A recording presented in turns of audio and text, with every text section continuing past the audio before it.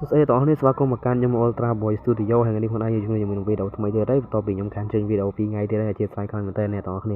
ាអូខេអញ្ចឹងនេះយើងមកធ្វើការនិយាយអំពីវិធានបទមួយដែលខ្ញុំបានដាក់នៅខាង screen ហ្នឹងអូខេហ្នឹងហើយអញ្ចឹងកុំឲ្យខាត់ពីយូរយើងនឹងទស្សនាទាំងអស់គ្នាតែមុននឹងចូលអ្នកគ្នាកុំភ្លេច like subscribe ទៅលើ channel ខ្ញុំម្នាក់មួយផងអ្នកគ្នាដើម្បីឲ្យវីដេអូថ្មីៗហ្នឹងវាលោតតឹងទៅលើ channel នេះទៅលើទូរស័ព្ទអ្នកគ្នាហ្មងអូខេអធិស្ឋានខ្ញុំនិយាយខុសអូខេហ្នឹងអញ្ចឹងឲ្យខាត់ពីយូរយើងទៅទស្សនាទាំងអស់គ្នា let's go អូខេហ្នឹងអញ្ចឹងទី1គឺយើងនិយាយអំពី Luffy ដែល Luffy គាត់មានតួនាទីជាប្រធានក្រុមនៅក្នុងក្រុមមួកចម្បាំងហ្នឹងហើយសម្ភារពិសេសរបស់គាត់វិញគឺគាត់អាចបលូតដៃបលូតជើងឲ្យបានវែងអញ្ចឹងដូចកស៊ូដែរអញ្ចឹងទៅដោយសារតែគាត់បានញ៉ាំ Devil Fruit មួយដែលមានឈ្មោះថា Gam Fruit ហើយមិនត្រឹមតែប៉ុណ្ណោះហើយគឺគាត់មានសមត្ថភាពដែលចេះ Haki ជាអីច្រើនអញ្ចឹងតែគាត់អាចយកឈ្នះទៅលើសត្រូវដែលអាចជួគាត់នៅខាងមុខអញ្ចឹងជាច្រើនអ្នកអញ្ចឹងសមាជិកទី2នៅក្នុងក្រុមមួកចម្បាំងនោះគឺគាត់មានឈ្មោះថា Roro Noa Zoro ដែលតួនាទីរបស់គាត់គឺជាអ្នកគុនដៅដ៏ខ្លាំងម្នាក់ហើយគាត់ក៏ជាអ្នកប្រយុទ្ធម្នាក់នៅក្នុងក្រុម Luffy ផងដែរចំណែកសមត្ថភាពពិសេសរបស់គាត់ហ្នឹងគឺគាត់ប្រយុទ្ធដោយប្រើដៃ3អ្នកទាំងអស់គ្នាហើយមិនត្រឹមតែប៉ុណ្ណោះគឺគាត់មានចិត្តមោះមុតខ្លាំងមែនទែនគឺបើសិនជាគាត់ប្រយុទ្ធវិញគឺគាត់ប្រយុទ្ធដល់ចប់តែម្ដងហើយគាត់ក៏ជាតួអង្គម្នាក់ដែលគាត់មានកម្លាំងប្រយុទ្ធទោះបីជាគាត់មានរបួសមិនអីខ្លាំងក៏ដោយក៏គាត់អាចប្រយុទ្ធបានរហូតលុះត្រាតែគាត់ឈ្នះឬក៏គាត់ចាញ់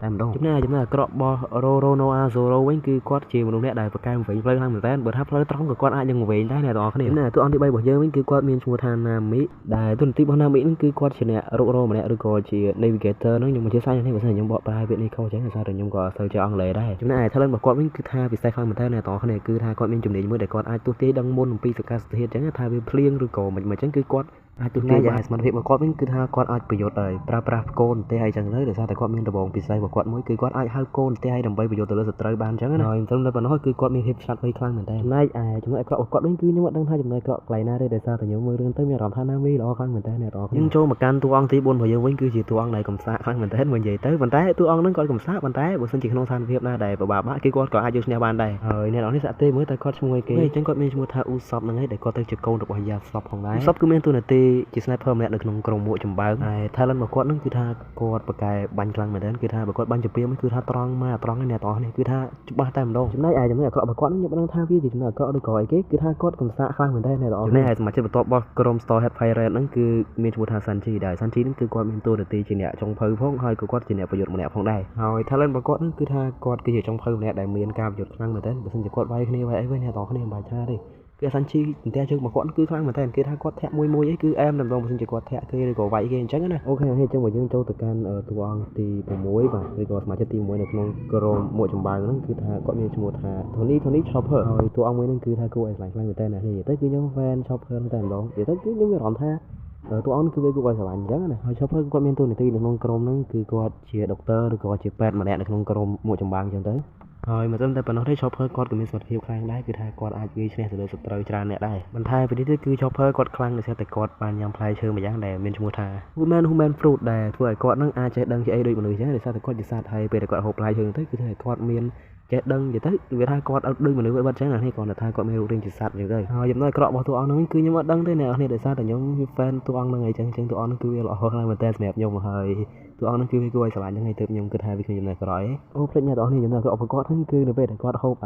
ខក្របរបស់គាត់ឬក៏អីហ្នឹងគឺថាពេលគាត់រឿងវាធំគឺគាត់អាចគ្រប់គ្រងខ្លួនឯងបានទេគឺគាត់នឹងវាយគ្នាឯងឲ្យតែថាណាគេដឹងគាត់គឺគាត់ដឹងតែវាយយកតែម្ដងចំណែកឯតួអង្គទី7ឬក៏ជាសមាជិកទី7នៅក្នុងក្រុម Starhead Pirate វិញគឺគាត់មានឈ្មោះថា Nico Robin គាត់មានតួនាទីជាបុរាណវិទូនៅក្នុងក្រុម Starhead Pirate ហ្នឹងយើងអាចនិយាយបានថាគាត់ខ្លាំងដោយសារតែគាត់បានញ៉ាំផ្លែឈើមួយយ៉ាងដែលមានឈ្មោះថា Flower Fruit ដែលផ្លែឈើហ្នឹងគឺអាចអនុញ្ញាតឲ្យគាត់បដោះដៃបដោះខ្លួនបដោះជើងនេះក៏ដោយនៅលើខ្លួនរបស់សត្រូវរបស់គាត់បានអញ្ចឹងណាហើយមិនត្រឹមតែប៉ុណ្ណោះគឺគាត់ក៏ចេះដឹងអំពីបុរាណវិទ្យាច្រើនខ្លាំងដែរហើយចំណុចពិសេសរបស់គាត់មួយទៀតឬក៏សមត្ថភាពពិសេសរបស់គាត់មួយទៀតគឺថាគាត់អាចរាំងសត្រូវអញ្ចឹងនៅពេលដែលមានសត្រូវចូលមកវាយអីចឹងគាត់អាចបដោះដៃទៅកាច់កសត្រូវឬក៏ចាប់ជើងសត្រូវឲ្យសត្រូវដួលអីចឹងទៅបើនិយាយទៅតួអង្គនេះក៏យើងអាចនិយាយថាគាត់អែមម្នាក់តួអង្គទី8វិញគឺគាត់មានឈ្មោះថា Frankie ដែលអ្នកគ្នាគាត់ជាស្គាល់ Frankie ហ្នឹងហើយបាទបុរសមនុស្សយន្តដែល Frankie គឺគាត់មានតួនាទីជាអ្នកបើកនាវាម្នាក់នៅក្នុងក្រុម Starhead Pirate ឬក៏ក្រុមមួកចម្បាំងរបស់ Luffy ហ្នឹងហើយមិនតែប៉ុណ្ណោះហើយគឺថា Frankie គាត់ប្រកែកឆ្នៃខ្លាំងមែនតើនិយាយទៅអីក៏ដោយដែលនៅក្នុងក្រុមរបស់ Luffy ហ្នឹងដូចជានាវាដូចជាបោះបាញ់គ្នាអញ្ចឹងគឺថា Frankie ប្រកែកឆ្នៃខ្លាំងមែនតើ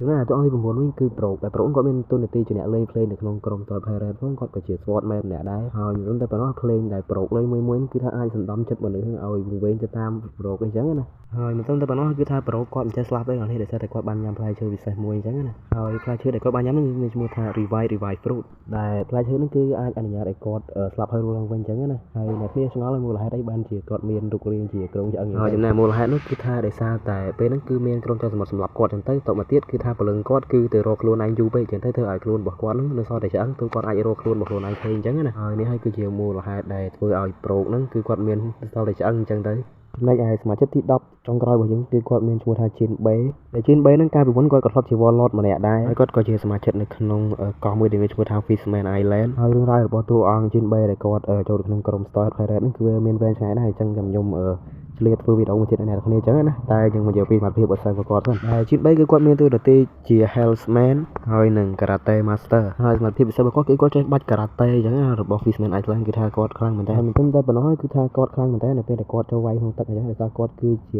bộ tray chẳng đấy hơi quạt có chơi haki chỉ trang được bạch đây ok khi tập tiền này bạn đọc mình những hai tờ này này vô đường bạch đây ok hơi là thế cho anh khôngធ្វើ content này ai comment lên hàng cao ban ok là ngay hay chia sẻ khang mình thấy là này để sang ngay nó cứ nhưng mà ban đi cả để cả cứ việc khôi chẳng này thì những record được pra tu sắp thêm rồi trên tới thuê video bên sờ lại đã lỗ là sơ đập ban tôi có